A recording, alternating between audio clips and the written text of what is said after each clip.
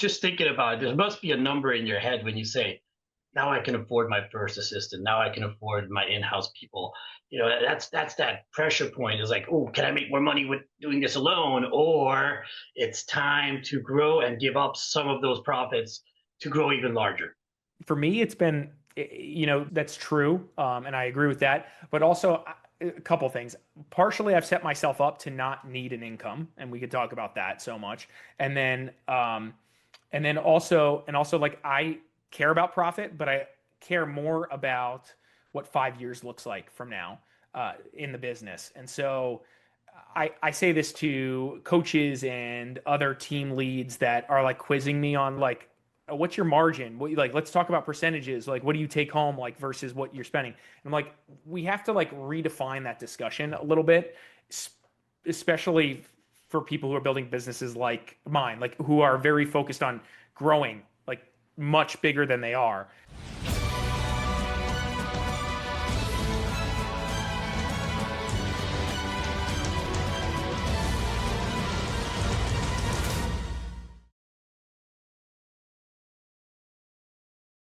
South Florida's luxury market isn't just booming, it's redefining what real estate success looks like in 2025. Today's guest built one of the most data driven, content powered, and investor backed brokerages in the Sunshine State with over 2,000 transactions. 105 million in 2024 sales and a portfolio of more than 100 rental properties. He's mastered the balance between precision and passion in real estate. Joining me today on the Real Estate Roundtable is Larry Mastropieri. If I butchered that, please correct me later. CEO and founder of the Mastropieri Group, recently named one of Florida's top real estate professionals by Statista and Newsweek. We're diving into the future of Florida's luxury market, the rise of the new high net worth buyer, and how content creation is shaping real estate authority across the industry. Welcome to the podcast, Larry. Thanks for having me. Glad to be here. Say your name right? You got it. Awesome. Thank you. You got a little tongue twister there. Hey, Larry, you started your career in mechanical engineering at GE. How did that technical background shape your approach to real estate investing and brokerage leadership? Yeah. Wow. Engineering and how you think when you get trained to be an engineer and work in the field of engineering is different from how most people get trained when they go to college and how they operate in their daily jobs. So the reality is what I took from that part of my life, it influences everything. It makes you a better decision maker, in my opinion. It makes you a better problem solver. It helps you really evaluate customer issues, physical issues at properties. You just go down the list. The technical background required to be an engineer also influences how we built the back end of our business, the technicalities around marketing and operations. So it's influenced everything without question. Also, you managed to close over 2,000 transactions. What systems or framework do you rely on to keep operations that efficient? Yeah, there early on, and maybe you've experienced this too, Lancelot. Early on, we explored solutions trying to find the easy button, which might be, hey, like third party this, hire this transaction coordinator that just, that does hundreds of agents in the area's transactions. And as we worked through, and this has been a theme for our business, and we'll probably touch on this again, third partying, using third party solutions in most cases from our experience has not yielded the quality or the result that we were looking for on a day-to-day basis. So we began to like in-house, right? So we started with an assistant. That assistant was helping with the transactions, doing a little TC work, doing other things, just really being a part of it. She grew and we added a TC, and then we added a listing manager, and then we added a support staff to that. And so now we have about 5 people on the operations side every day that are working and interacting, making sure all the phone calls are answered that come into the office, text messages, and then all the way down through getting our clients to the closing table, scheduling listing appointments, scheduling showings for clients, all of that. We have a very heavy back end. Our just team from a marketing perspective and an operations perspective is heavier than what most people have, and we can get into that a little bit more too. But that's how I think that's how you do it. You in-house it. As you grow to this level, I think you have to in-house it and you just build systems around it. You see where things are not working and you iterate and you solve it. Oh, So for sure. I'm just thinking about it. There must be a number in your head when you say, now I can afford my first assistant. Now I can afford my in-house people. That's that pressure point is, oh, can I make more money with doing this alone? Or it's time to grow and give up some of those profits to grow even larger.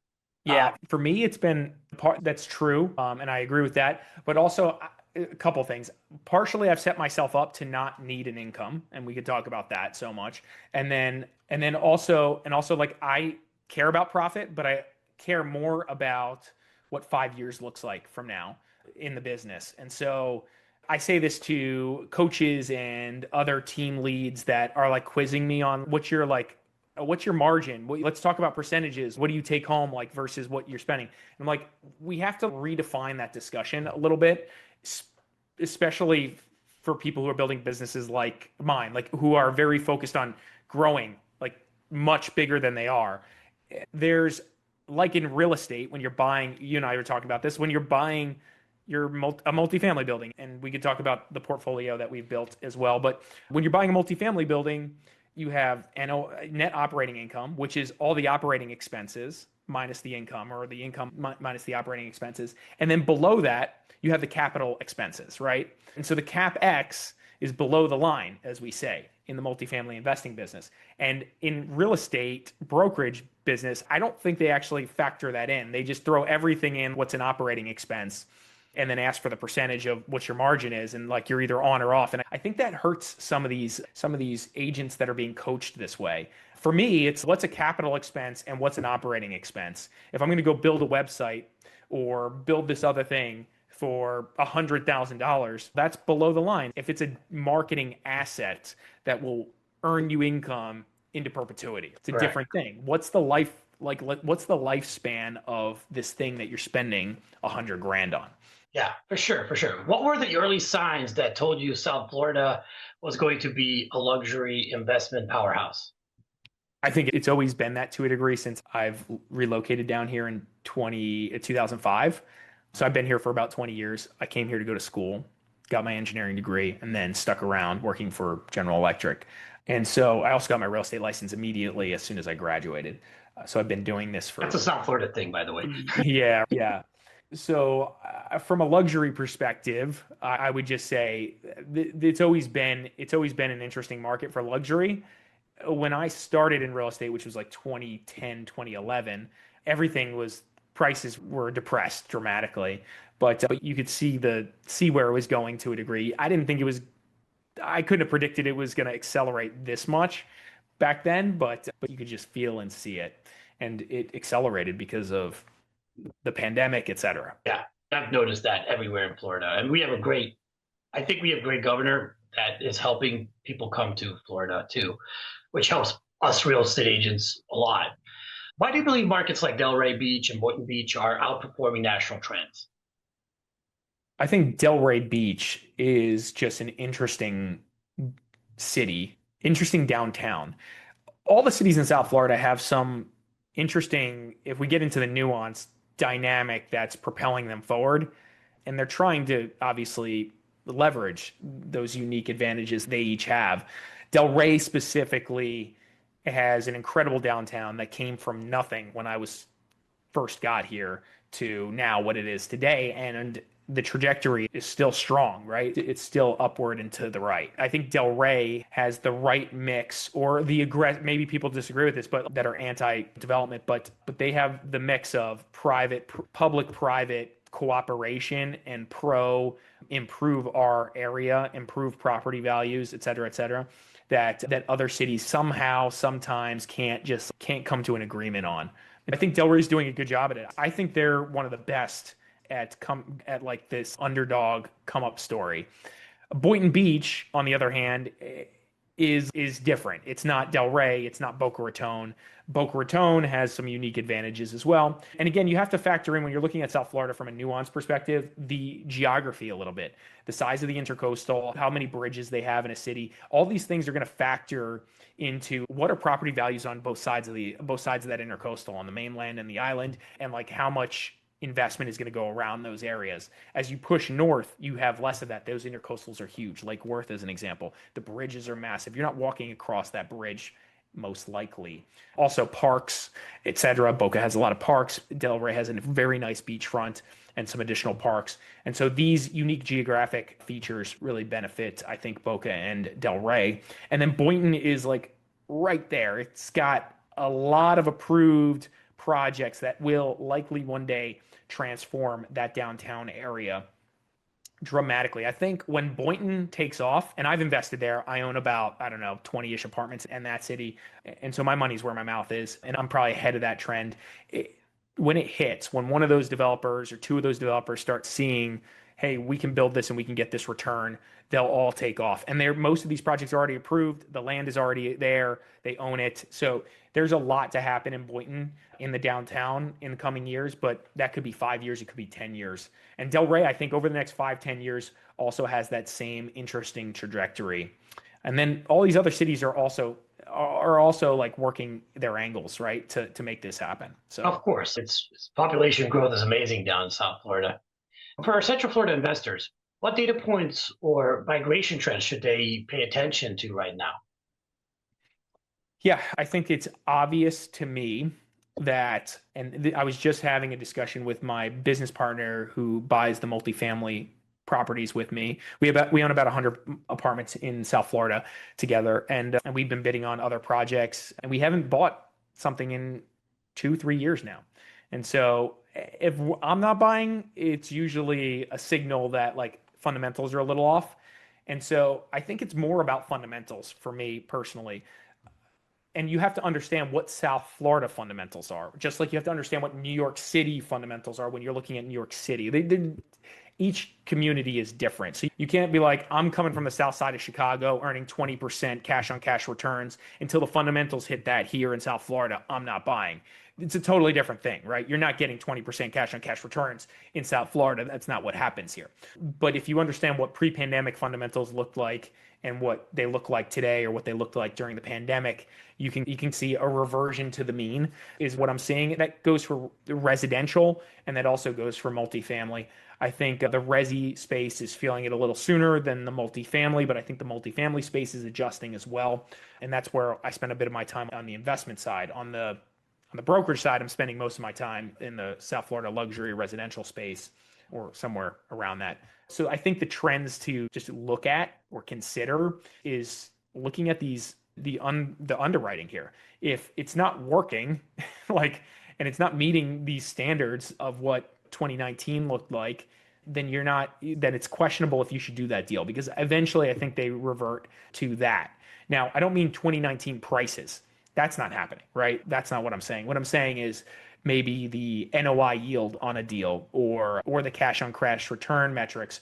The other thing I think you really need to watch when it comes to specifically rents is, and we're looking at a couple projects like this right now, the rents are going down. And so you're seeing these guys try to get cap rates or prices based on current rent, and you really have to be careful on that. You really have to be careful. You really have to understand what that looks like over the next year or two.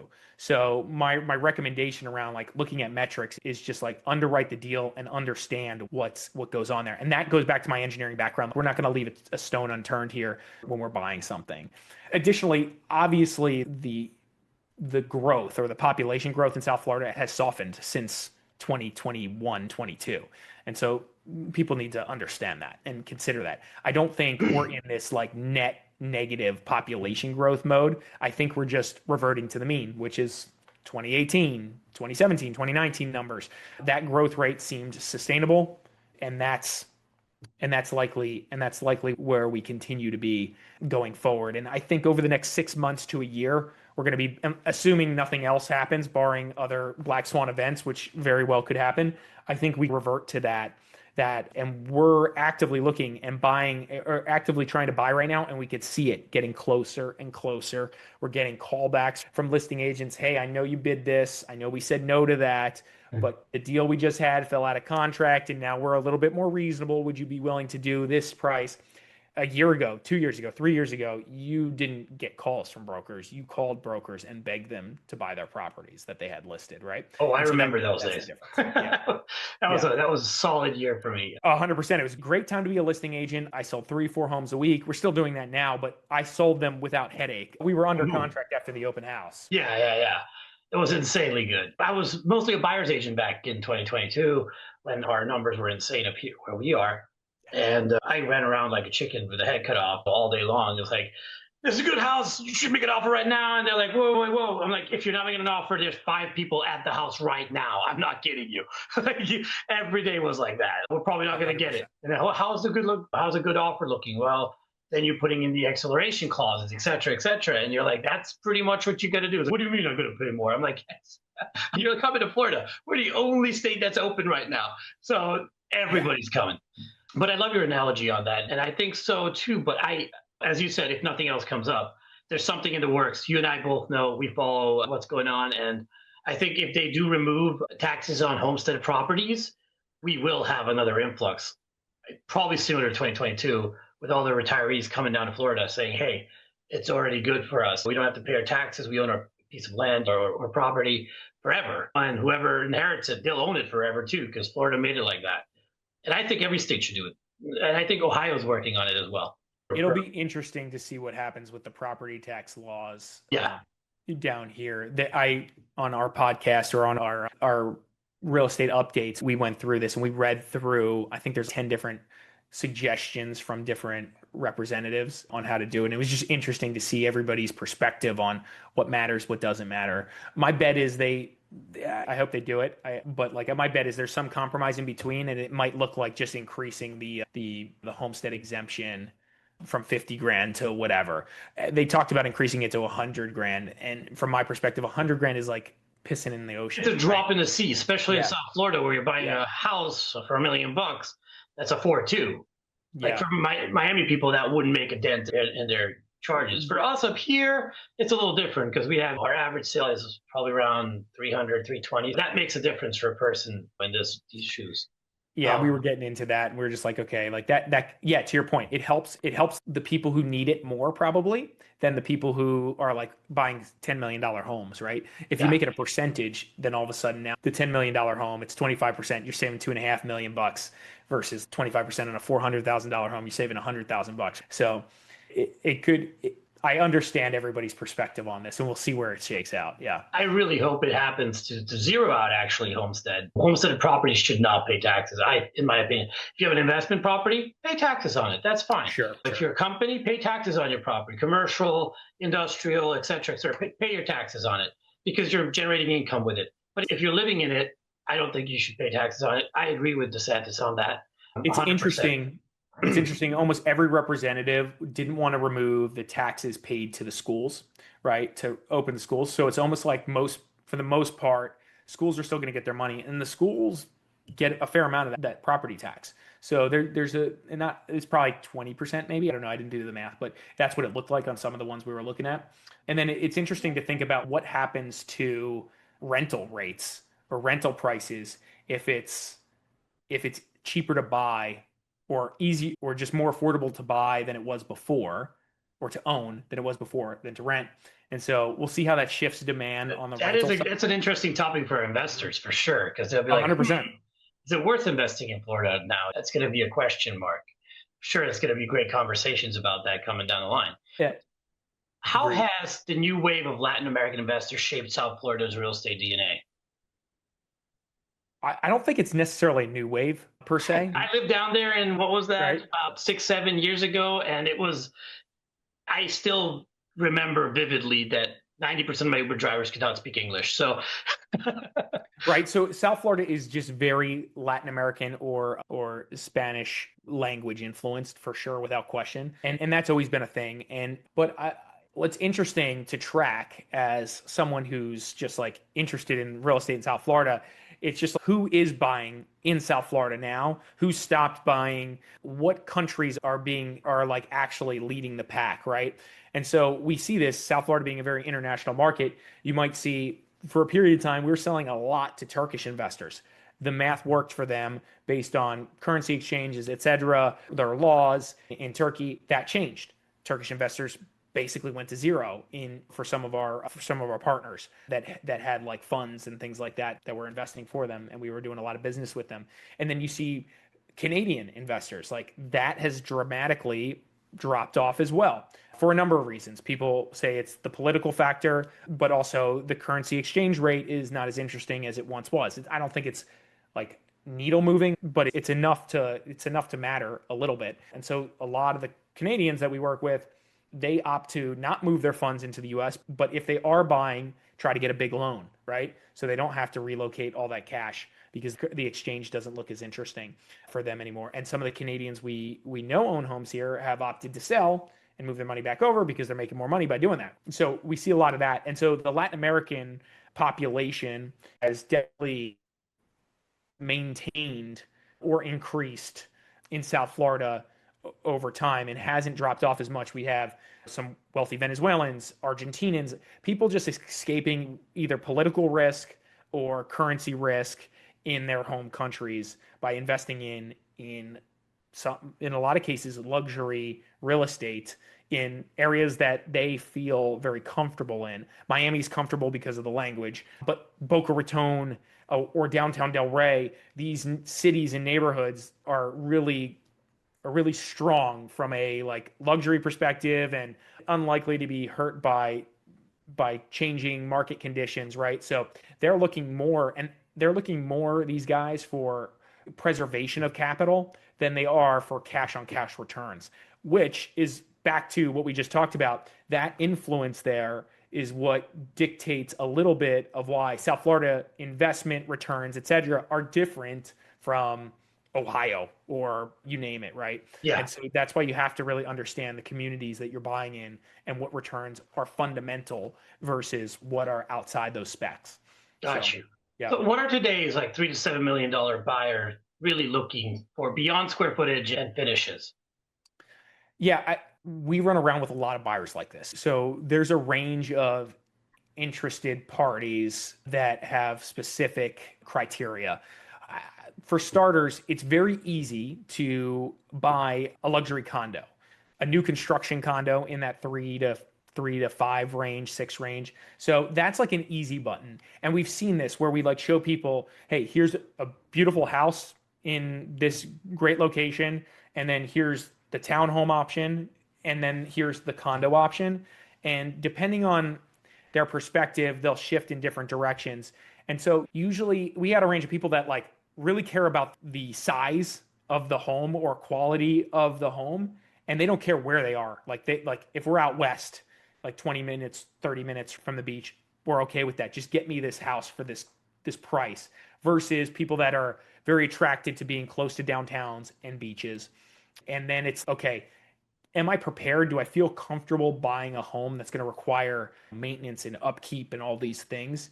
And some people are. I'd say a lot more people lean condo, which is why in South Florida, companies like Related and all these other big developers just putting up massive amounts of condos. Miami, perfect example of this. The condo pipeline, the luxury condo pipeline in Miami is getting large. And that could be a red flag for people. I'm not going to pretend that I know the answer there, but I would say the risk level is increasing probably around what the demand is versus what the supply is there. And my guess is supply is outpacing demand, or will within the next year or two, because they're continuing to put these puppies up. Now, you look at Pompano Beach as an example, and they're crushing it over there. They're putting up luxury condos left and right. You got Ritz-Carlton, the W residences. You just go down the list of these big name brands that are putting their names on these big condos, and that they're selling, and they're doing pretty good. And that's primarily because these out of country or out of state investors find it very easy to do that, even though the association fee is like, I don't know, 3 to $10,000 a month, depending on where you're Insane. buying.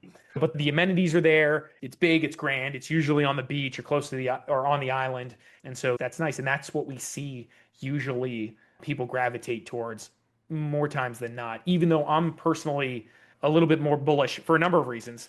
Like we just mentioned, on buy a single family home, own some dirt, or buy that townhome that's a little bit more affordable in these like walkable downtown areas that are luxury, because the condo thing has inherent risks, and unless you can steal it.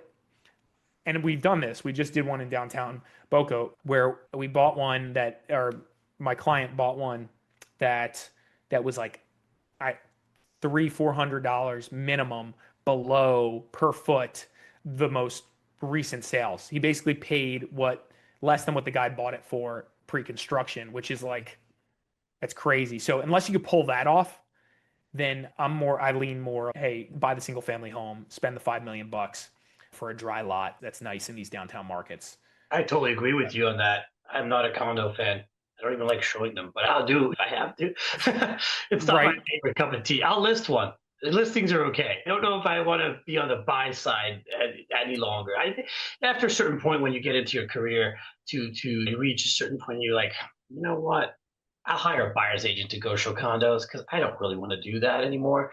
Getting the keys, finding the lock boxes, they're all ginormous. And you're like, finding, oh, I want to see this condo, this one, and this one. And you're like, those are 5 different condos, 5 different brokers, 5 different keys, and 5 different locations. And I'm not talking hanging on the door kind of keys. I'm talking about you got to go pick it up from the broker's office because most of these condos don't allow any location to have a lockbox on it. So you're like, I have to drive to 5 brokerages that day to pick up 5 different keys to show these 5 units.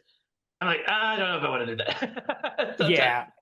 When you push into we've all experienced that. It's like sucks. When you push into this luxury market, though, these condos are, if we're talking like non-luxury condos, that's even a bigger question mark. These luxury condos at least have the advantage of being very new and concierge on site. The amenities are epic. And so that's great. And again, like I think if you're a buyer looking for a condo, even a luxury condo, I have Exhibit A. We just did it. We went to, and if you're somewhat flexible on which unit you'll take, man, we went to every unit in that building. We toured every single one, and then I called each one and I said, "Hey, we're value buyers. These guys are value buyers. They're gonna buy whatever is the best deal, the cheapest price in the building. So let's get into it. We're thinking this price. No way, no chance. They'd never sell it. Okay, no problem. Just know I'm going to the other 6 units that I just toured today, and I'm going to offer them equivalent pricing per foot or whatever we think it's worth. And so one of these is going to sell in here.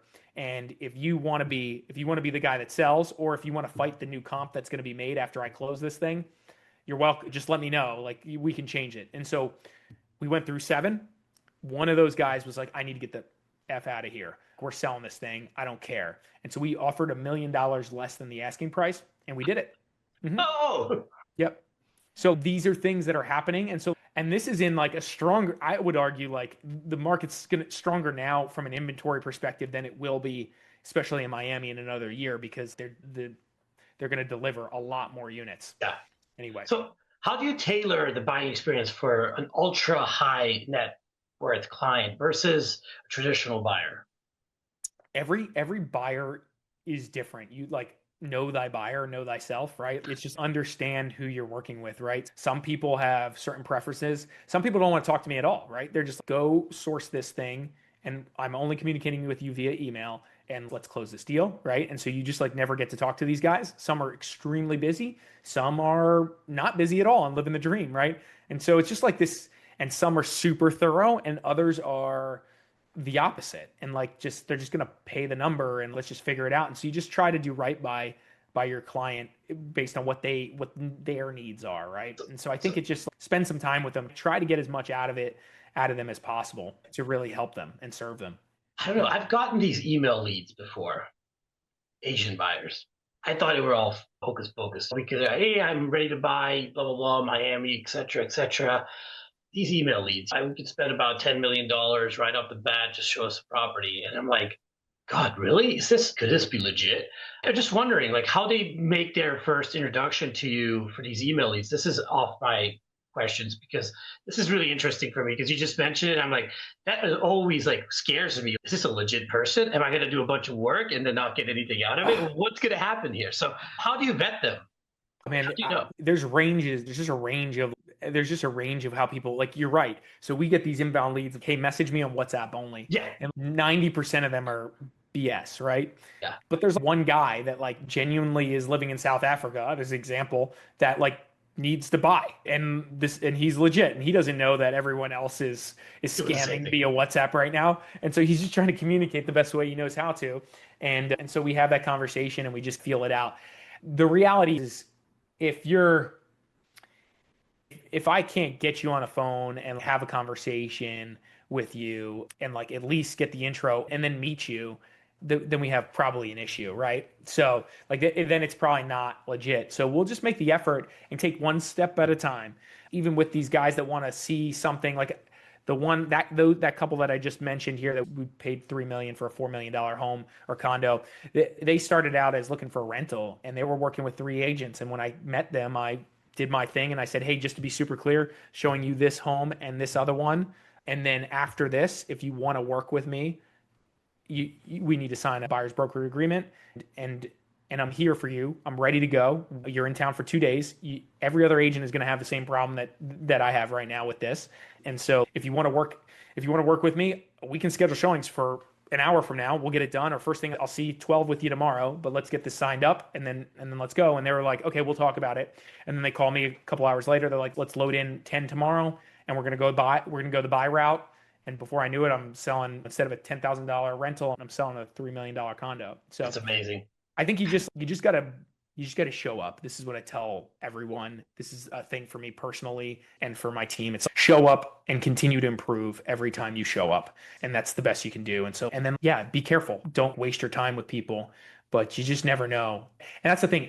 There's so many different humans down here in South Florida that everybody operates differently, negotiates differently, thinks differently. There's cultural differences. There's all these things that are factoring into how people come off and or do things. And so you just have to understand that to a degree and have certain non-negotiables and then certain lines that you don't cross when you're doing things if somebody's like taking advantage of your time, etc. And so we've got this massaged out at this point. Yeah. That's a good way of saying it.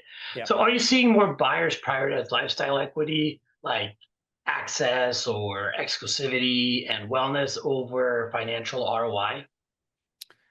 When it comes to investing in something that they want to live in or spend part-time in, it's usually more about the emotional decision of, hey, I want to live like this and that's good for me, so that's what I'm going to buy.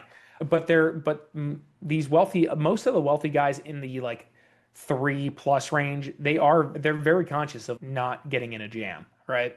They're very sensitive to that. So they don't want to overpay for something. They're thoughtful about it. And I'm just by nature like not able to turn that off in my head because I'm a value investor. That's what I do. That's what I love. And so when you're working with me, it's let's look at these comps. Let's look at the per foots. Let's understand what's what here and just understand if this is stupid or not. And like, I'm just very transparent about that when I work with buyers. And my team has thus become that way as well because I'm growing them on whether this deal makes any sense for the client there. Because a lot of times you probably know this, like I tell sellers this and buyers this, it's, hey, if you're getting into a deal or you're interviewing to be in a listing appointment, and what the seller is telling you is completely freaking wrong, like their personal decision they're making for themselves.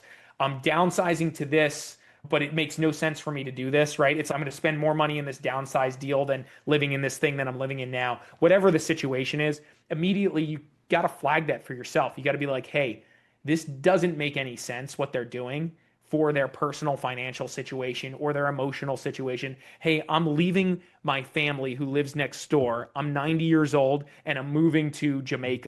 Dude, what are we doing here? At some point during this agreement, you're going to tell me, hey, I can't do this anymore because your family's going to tell you like, you're out of your mind, or you're going to realize it as we start to process this. So like when you are talking to individuals, buyers or sellers, you're trying to understand, does this make sense? Right? what you're doing, Mr. Buyer, Mr. Seller, does this make sense for you? And there's a lot of people that do things that don't make sense, and we're not their life coach or their financial advisor, and we'll sell their house and or help them buy something. But you really got to understand the pain points that are driving them and understand if it really makes sense. And there's deals where it's this is not going to get done. Like it's just not going to get done. Is your daughter here, Mr. 90-year-old seller? Let's bring your daughter in to sit down with us. Then we sit down with the daughter, and the daughter's, I don't know why he's talking to you. This is absolutely not happening. I will not allow it. So you take, like I said, one step at a time and try to evaluate, does this make sense for you? Because if it doesn't if it's not on the line or just makes sense, then we're probably not going to get there. And I'm going to spend a bunch of my time and effort doing something that doesn't work. Unless you have some crazy like driving force that's going to make this happen for the buyer or seller. Got you. Let's switch gears a little bit. So Cool. how do you spot redevelopment or tear down opportunities before the competition does? My mom door knocks, believe it or not. She's on my team. She's been in this business forever. She's a killer. She's the best. She works super hard. So sometimes we pick up opportunities that way. Other times we pick up the opportunities from just being very active in these neighborhoods, whether it's door hangers, mailers, sending handwritten mailers, right? So branded mailers and then handwritten mailers. And so the combination of all these things and having farmed these neighborhoods for 10 or more years, 15 years now, because before I was doing this full time, I was helping or working with my mom on the side and we were doing this, right? And so even though I started like full time in 2018, we were still doing business. We just started taking it seriously as far as growing a business post 2018. So that like reputation tends to get you traffic. And we work with a lot of investor developers now, especially in these markets. We kind of send them the deals. There's 10 to 20 guys in Boca and in Del Rey that are looking for this stuff. We know them because we've had other listings. They've come in and we source the opportunities to them when they pop up. We have two full-time inside sales associates that are dialing these neighborhoods quite frequently, seeing if there's any interest in selling, especially when we're hosting open houses or circle prospecting via the phones. And so all these things create the opportunity. And It's not just one thing. One thing, as I'm sure from a marketing perspective, does not saturate the market enough to get you the opportunity. Oh, you need the multiple touch points for sure. Yep. So what's your rule of thumb when weighing appreciation potential vs cash on cash return? Yeah, so South Florida is heavy appreciation potential, low cash on cash return. And I coach a lot of investors that reach out to me to talk about this early on in our buy discussion, right? It's, hey, let's just make sure we're on the same page here early on. The cash on cash return element here is going to be likely relatively low compared to what you are hoping for, would guarantee it, because it's low compared to what I'm hoping for and whenever deal I do. And the appreciation side of things is the bet that you're making. And so versus Chicago or some rundown area that in the country that like is going to lean more cash on cash. So how do we weigh that? The deal needs to make sense. It needs to cover first off, and then it needs to have some margin, right? It just has to, because any transaction, especially in this multifamily apartment game where we're buying most of our stuff, it's more expensive than what the underwriting usually always is, especially in this workforce housing product that I specialize in buying, or low income stuff. These buildings need work. They need attention. There's turnover. There's all these things. And so whatever the broker is underwriting that's offering these things on these OMs, these offering memorandums, you can bet you're going to spend more money. I just like, if you're doing it right, could you run it not that way? Sure, you probably could. And at some point you're either selling it to turn it over and to the next guy who's going to pay the piper, or you hold it long enough and you're going to pay the piper. Either way, it's happening. The money's coming out. So I think if you're an investor looking to invest in South Florida, you're making a bet for the long term. And I believe in that in most areas, that the long term will be positive, and you're just looking to cover. Now when it comes to multifamily investing, and you're not talking like luxury or just single family home product, because most of these luxury / single family home deals, like they're not covering. They're just like, if you try to figure out the rent to what you got to carry this thing at if you're applying a mortgage to it, it's just not covering. So you're usually buying this thing cash and or buying with a low a low loan amount. So that way you can just cover and carry the property and not have too much, if any, out of pocket expense while you play the appreciation game and the tax benefit game. And I think that's how you have to think about it here. The apartment game is a little different. You can get a little bit higher cash on cash return if you're willing to do a little tougher executions, like full value adds. These are all things that are a little different. If you're able and willing to do those things, you might get a little bit more of a premium, but even that's hard.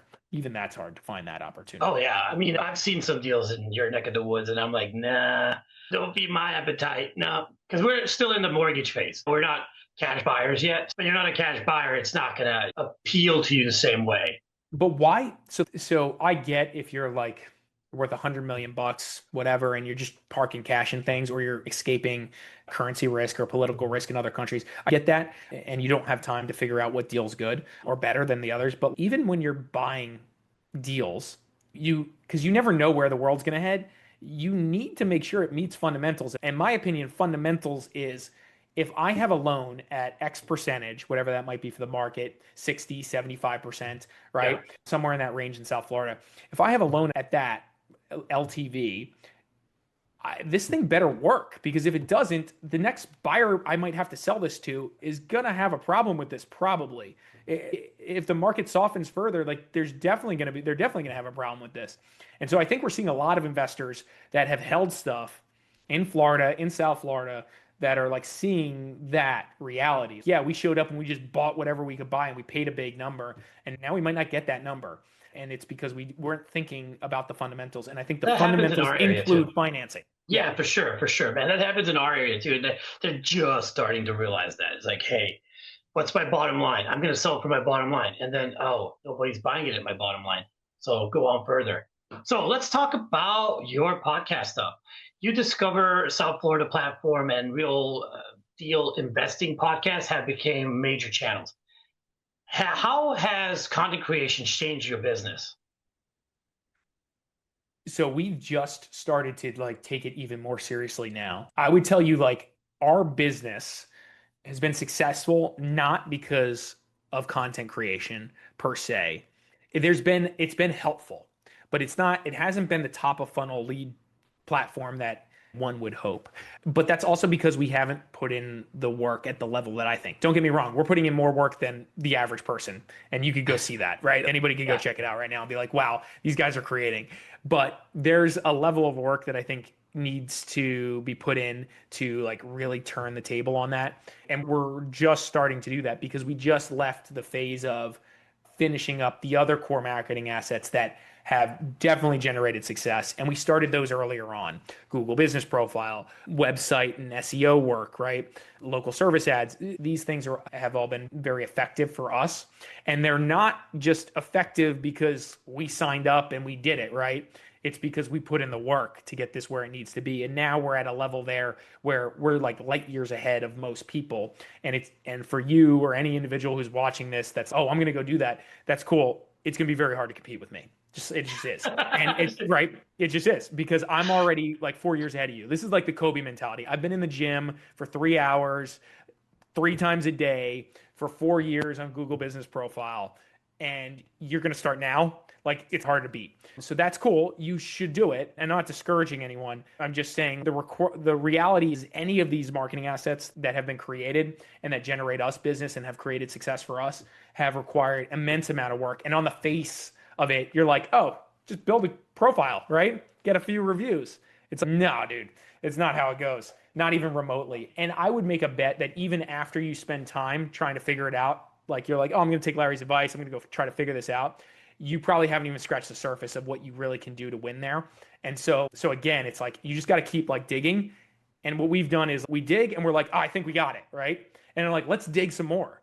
And then it's, oh shit, we didn't have it. And then it's, no, now we got it. And it's, let's try a little bit more. Let's push this. Let's like pull this lever. Let's meet with this guy who says he's the GOAT at this. And let's just talk to him. Like, most of his stuff was like, okay, we knew, but that one thing we didn't know yet. Okay, let's go pull that lever. Okay, now we got it, right? And we just continue to burrow deeper into these things. And that's my point. It's like everybody, even me, I'm like, we got this. And then it's like, challenge ourselves. Like, take a second. So now I've employed that because I've seen it happen so many times. And the real estate business, as real estate brokerage business, is so freaking competitive that you can't just take it to level one and have success. You just can't. So you gotta dial it in. You gotta continue to dig. Always Yeah. constantly tweaking and getting it better. So, how has storytelling helped you connect with city officials, developers, and high net worth clients? We've been gaining some traction on this. We're by no means world class at this yet. There are guys that I've spent time with that are world class at this, in my opinion, and it's our mission. This is our next thing, right? Get world class at this like content creation thing, build a real following, and add value for the people in our local market and nationally for the other podcasts we host, right? I would say it's effective. It's been helpful. We've been connecting with local real estate attorneys who specialize in zoning. They're sending me interesting stories that maybe haven't hit yet that I can talk about. They're sharing plans and review things. So like I know about all this stuff. I'd say one of the biggest takeaways from what I'm doing right now at this point is forget everything else. It just makes me smarter. I know more about the local market than I ever did before, like spending all this time putting up a short a week on something interesting that's happening in South Florida, meeting new people on the podcast and learning about how they're investing and just talking through different theories that they have and opinions they have on the world. All these things are just like educational. While it costs money to try to be a podcaster successfully and create content, the connections, as you and I were talking about before this, like the connections that are made are great. And the education I get from having to study what my team is putting together for me to talk about on a weekly basis is game changing. And so again, this is like the Kobe thing. It's like, go ahead, do your let competing agents in the market start today. I'm 3 years ahead. So For sure, man. so yeah. You've achieved incredible volume. What keeps you motivated today? So I believe that this level of volume to me is, I don't know. It's just not, yeah, we sell 150, 200 homes a year and trending upward. I just don't think it's that big of a deal. Not with the support you got in the background. And so our support staff is, and I haven't really said that before. I just don't, it doesn't like, to me, it's, yeah, duh, this is, we should be doing this, but we should be doing like 4X this. There's guys that again, this goes, I was just on a podcast this morning too, and we were talking about this too, which was just like, this goes back to who you're surrounding yourself with. The people that I interact with are beating me. And so That's what motivates you. and so it's just like I'm not big time. Like I'm just not. So like those guys are big time. There's plenty of guys like the guy that's world class at that I'm like thinking of in my head that's world class at connecting with community and building a social channel. Like he's killing it and we're over here trying and not doing it at his level. Yeah, it's successful, but it's not at his level. And I think we could just build something that's way more interesting. I didn't leave General Electric to a cozy, awesome, really cool job that I really enjoyed to simply just exist in the average. That's not interesting at all. We're here to do things. I always say this all the time. We're here to do world-class things and execute above average on everything we do. And so we're gradually moving the needle on all these things. And I would also just say I'm built for this. This is me. Like you like put me anywhere, I'm gonna like just overwork things. So that's just who I am. Yeah. I have the last question for you, my friend. If you could give one piece of advice to your younger self entering real estate, what would it be? Oh, that's great. So for me, and I've given this coaching. This is broad coaching too for other individuals that are starting out like in their endeavor for entrepreneurship or building their business. What I've told people is back then I had so much more time.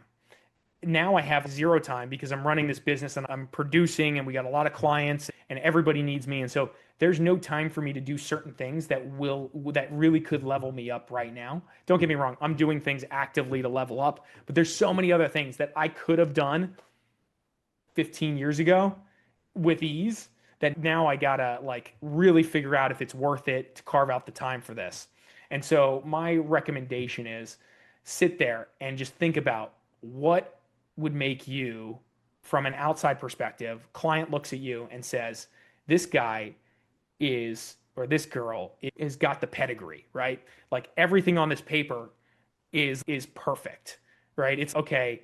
They're like a licensed mortgage broker, not just a realtor. They got their insurance license. They got their real estate inspector's license. They're an attorney. They're a barred attorney. We go down the list of, I'm capable of all those things. So are most people that are watching this, right? And like in your early days, if you spend more of your time like kind of crossing off these things off the list and grinding it out while learning, while doing some deals, that's great, because the reality is at 22 or 23 years old, if you're starting now, these are the things you should be doing a lot of while just trying to work with the team and just get some deals and do some transactions and learn and feed off these great agents that you're going to surround yourself with.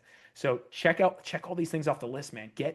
Build a pedigree that you can feel so proud about, that you can boast about, and that when somebody looks at it, they're going to be like, this guy or this girl clearly has got everything. They got it all, right? And so like those things all take time, and things that are good take time and require struggle. And so the things that aren't are easy and don't have much value. So I would focus on those things early on, like getting those things checked off your list, whatever those may mean to you. And think about yourself 15 years from now. You're going to be doing this forever. If you're not going to be doing this forever, don't do it. Just don't do it. Stop. So that's the other thing. I guess that's the thing to keep in mind. Think 15 years from now, I'm running a big team, or I'm selling a bunch of real estate. Here's my dream come true. What am I not going to have the time to do? Or what am I going to wish I had done to be able to be confident in these situations? Yeah, build skills, man. Build skills and get licenses, create barriers to entry. And those are going to be the things that protect you in the future against AI, against everything. Yeah. Yeah. Thank you, Larry. Larry Mastropieri isn't just selling luxury. He's engineering it. From data-driven investments to redefining media in real estate, his story proves that innovation and consistency still win in every market. If you're considering investing in South Florida or want a professional market breakdown, check out Discover South Florida and connect with Larry on his team at the Mastropieri Group. And as always, thank you for tuning into the Real Estate Roundtable. Don't forget to subscribe and share this episode if you gained value. It helps us keep bringing incredible leaders like Larry straight to your feed. I'm your host, Lancelot Lenard, and until next time, keep building, keep investing, and keep elevating. Thank you, everybody. Thank you.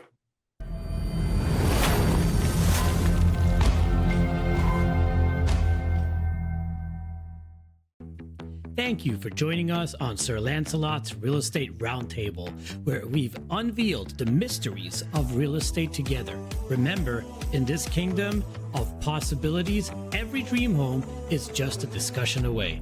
I can help your real estate dreams come true. Just call me at 786-449-7518. Until our next roundtable, may your ventures be prosperous and your homes be filled with love and joy. Farewell, fellow knights of real estate.